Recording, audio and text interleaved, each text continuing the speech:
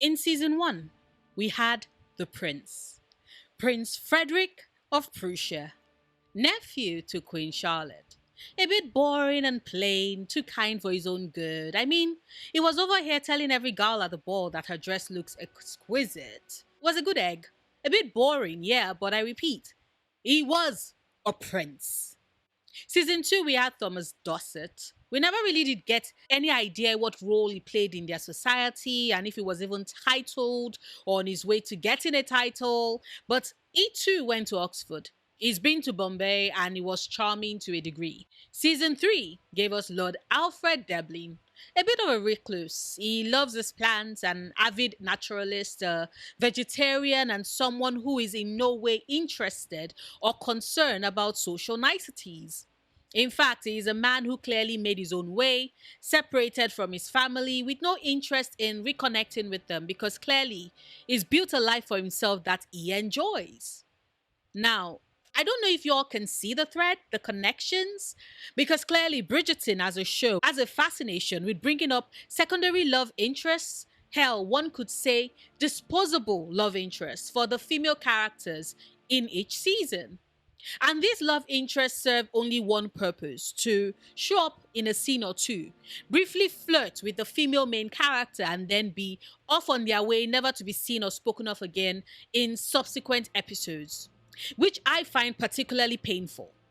Because what these love interests are to the show are nothing more than tools that serve the plot to evoke feelings of jealousy in the male leads, pushing them to claim the female lead's heart or hands or whatever. To us, the viewers, however, they speak of possibilities missed, roads not taken, and opportunities squandered by the writers of Bridgerton. Let's start with the man of the hour, the one in the title of this video, Lord Debling. Now, as someone who had read the book, Romancing Mr. Bridgerton, prior to the season dropping, I was pleasantly surprised at the introduction of Lord Debling to the story. Clearly, he isn't someone who was featured in Julia Quinn's novels, but I found his entry refreshing. Like I stated at the start of the video, he's someone who knows his own mind, that's separated from his family to maintain his peace, and doesn't mind hanging on the fringes of society. Plus, he's titled and wealthy, and for women of their time in Regency England, you can't do much worse than Lord Debling. Penelope, however, decides that he isn't the pick for her. And you know what? I am not going to knock her for that. Our girl clearly wants love. The passionate, can't sleep at night, desperate to hold you in my arms, can't think of anyone else type of love. And she deserves to have said love, which she ends up having with Colin. Do we all have thoughts on whether or not the show successfully portrayed that to us in the season? Yes. But can we all agree that Colin is her end game and the one that she loves and has loved forever and that she's beyond happy to be with him? Yes, we can. So, where does that leave Lord Debling? In the modus operandi of Bridgerton, they did the thing they always do to secondary love interests. They disposed of him, which I personally think is a travesty because Lord Alfred Debling could easily have still played his role in the show. I still maintain and firmly belong to the group of people who think he would have been perfect for Cressida Cowper. Like, ignore the fact that Cressida at the start didn't think of him as a good match and they clashed on certain topics. For example, hunting animals for sport. Because you know she's the mean girl, is the vegetarian, of course they would clash. But later, when they are with the rest of the ton, present to watch the testing of the hot air balloon, they have a moment of connection, which I think could have led to so much more. Like I said earlier, Lord Debling is someone who parted ways with his family and has lived apart from them for years. Know someone who needed desperately to be separated from her family, particularly her father? Cressida Cowper. Lord Debling wanted a wife who was going to be faithful, who didn't have anybody else in her heart, and who would be willing to have a marriage that isn't connected to some sort of emotional tie-in whatever way. Someone who would look at their marriage for the transactional act that it is. He needs a wife to care for his home whilst he's on his travels, and he would in turn give said wife the benefit of his name, his home, everything else. All he cannot give is his love. Do you know the person who has zero interest in love and everything that comes with it? Cressida Cowper. Because I repeat, she just wants out of that house and to be married to someone in their society who isn't a septuagenarian, dreaming of marrying a girl young enough to be his granddaughter to give him heirs. And unlike Jack Featherington, Lord Debling has his own money. He isn't broke and he isn't a scam artist who is marrying her for her dowry. And the reason why I bring up the dowry is because for the time, it is pretty important. Well bred women in Regency England weren't allowed to own property or work. Their income came from their dowry. Jack Featherington's plan to marry Cressida and claim her dowry for himself to pay off his debts would have left her destitute.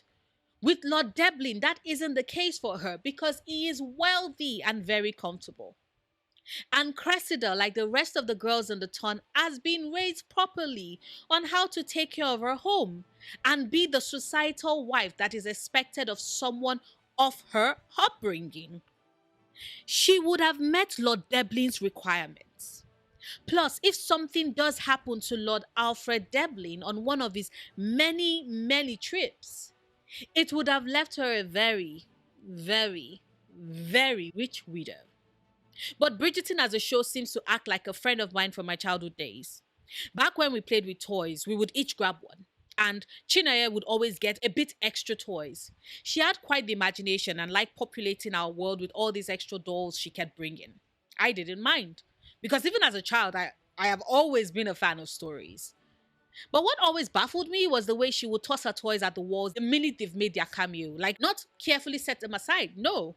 Once they've played the part they are showed up for, maybe it's the role of brother or sister or mother, rarely ever father. Even in our imaginary world, we never really associated dads with play. But the minute the dolls have served their purpose, at the wall they would go. And it was those plastic dollies too, so their heads would often pop out, waiting to be reconnected by Chinaya's mother, after which she would set it aside, someplace safe, and Chinaya and I would continue playing in our imaginary worlds. That is how the Bridgerton writers seem to treat these secondary love interests, like dolls they toss at the wall, breaking them into bits instead of finding a way to incorporate them into the story. Which makes zero sense to me, by the way. I mean, let's be real. Lord Debling should have been brought back in season 3B, if only to have him decide to marry Cressida instead. Like the story already established that he isn't looking for love, that he clearly doesn't love Penelope, so that shouldn't be a problem. And he's looking for companionship, yes, but just for a brief period. Remember, he's planning to leave again for one of his nature trips practically immediately. So he's going to be a mostly absent husband. The show could have made it work with Cressida. We don't have to ever see him again in subsequent seasons, as long as Cressida tells us that he's on yet another one of his trips. I mean, we haven't seen Simon's ass on the show since 2020, and Daphne is still married and still the Duchess of Hastings, last time I checked. And speaking of Daphne, I of course have to bring up Prince Frederick. Because that is yet another side character and disposable love interest that Bridgerton tossed to the side the minute they were done with him and believed he had served his purpose, which irked me personally. Because, let's be real, he's definitely a character that the show could have easily repurposed. Just as with Lord Debling, there is so much missed opportunity with him. I mean, the show could have followed through on Queen Charlotte's side comments and brought him back briefly as a love interest for Edwina, preferably earlier in the season. Clearly, Bridgerton was already going far away from the books in that regard, and if Edwina isn't ending up with a scholar husband, they could have made her a damn princess. Or They could have examined a storyline where it seems like Queen Charlotte is so inordinately obsessed with the Bridgertons that she seems hell bent on having her nephew marry into the family by bringing him out to meet Francesca instead of Lord Samadani, which of course would have led to yet another Bridgerton girl breaking Prince Frederick's heart. Like, come on! Think of the drama. And imagine that being what fuels Queen Charlotte devolving to the levels of absolute irrationality in her desperation to nail down the true identity of Lady Whistledown, as she believes that she's definitely being made a fool of by the Bridgertons and by Whistledown. I repeat, think of the drama. And then there's Thomas Dorset, which fine. Of the three disposable love interests we got in the show so far, is the only one that we don't really know as much of. But I repeat, he should have showed up for more than just the 2 episodes that we got him in. If Bridgerton was going to force that damn love triangle of Edwina, Kate, and Anthony down our throats, then they should have easily made it a love square. Because if we're going for messy, let us go for extreme levels of messiness.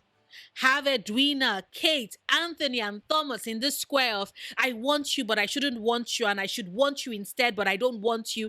And just, it sounds a mess. But tell me that isn't a good mess. Tell me that isn't drama that is worth it. Because then it's not Anthony stringing Kate along in this way where it feels like he holds all the cards and all the power, and I just get miffed on her behalf because she's hurting way more than he's hurting, because he's the one about to be married to a sister, whilst her emotions and heart is being in this complicated, messy soup. But imagine if they had tossed Thomas in there, whereby it's a case of 2 sisters and 2 friends. And I, personally, I'm just here for it. If Anthony Bridgerton wants to move mad, going every which way between both sisters, then Kate can match his energy, going every which way between the 2 friends. And I will be there, popcorn in hand, enjoying the hell out of the show. But we didn't get that. Because Bridgerton loves to miss out on great opportunities with regards their disposable love interests. And I consider it a big shame. Truly. But hey, maybe that's just me. And you have a completely different take on things. Let me know in the comments. If you've watched this far and haven't hit the like button yet, please consider doing so. Share this video if you want, support me on Patreon if you can, and until tomorrow's video, do remember, obsessing over the things you love, perfectly valid coping mechanism.